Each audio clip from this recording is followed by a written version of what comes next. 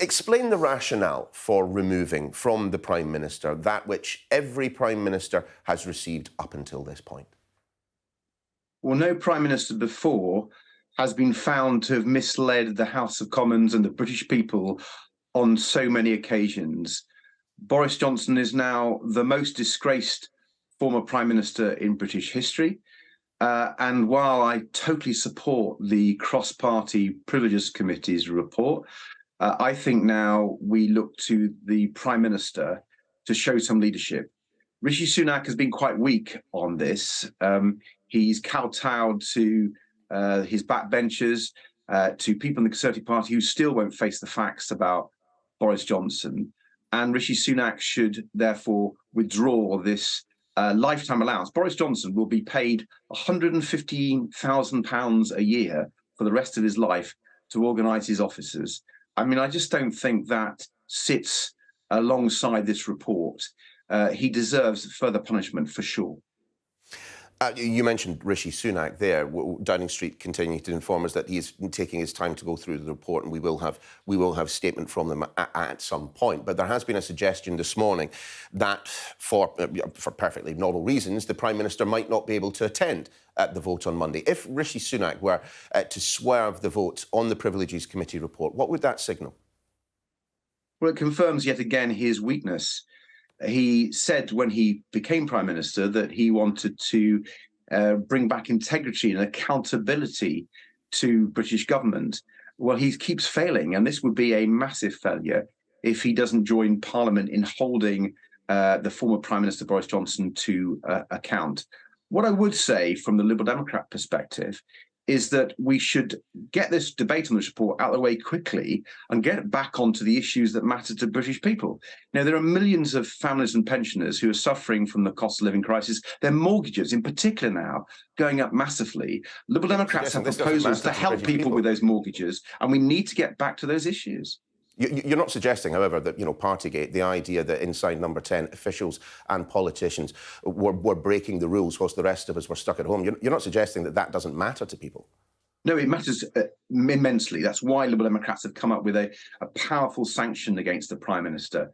You know, all those people who were bereaved during COVID, those tens of thousands of bereaved families, they need to see justice. And what Liberal Democrats are putting forward is a proposal, if the Prime Minister was strong enough, to mete out that justice to the former Prime Minister. But what I also say is that millions of people are fed up with this. They know he's guilty. Let's get on with that, vote that, punish him, and get on to the issues that are affecting people's lives. And, we've seen what's happening in the mortgage market. There are millions of people out there who are deeply worried. We're already seeing repossessions of people's homes going up 50% in the last 3 months.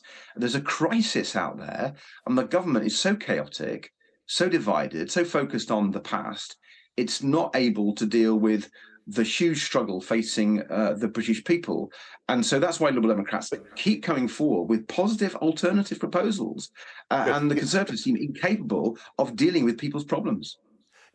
Sure, but sorry, you're suggesting going further, even further than the Privileges Committee decided to go. But were you not surprised by the sanctions that they were going to recommend be imposed on Boris Johnson if he hadn't, flounced off and decided to step down as a member of Parliament? I mean, he got a 90-day, was going to get a 90-day suspension. Margaret Ferrier took COVID on the train with her, and she only got 30.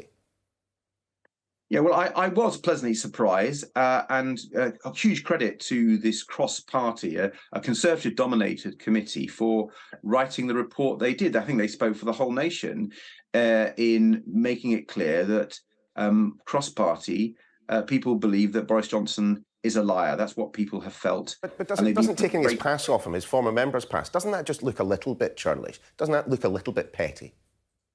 No. This man misled Parliament on a very serious matter. It's a huge insult to tens of thousands of people who were grieving. He passed the laws. He had one law for him and another law for the rest of us.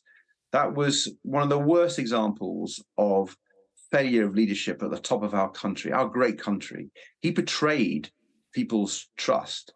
And therefore, I think there should be these sanctions. Now, this committee, we didn't have a Liberal Democrat on, by the way. It was Tory and Labour MPs.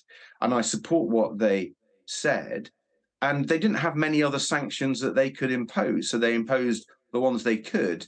And what Liberal Democrats are doing is saying, let's impose an even tougher sanction, which the committee couldn't, but Rishi Sunak and the Conservative government could if they had the strength to do it. I fear they don't.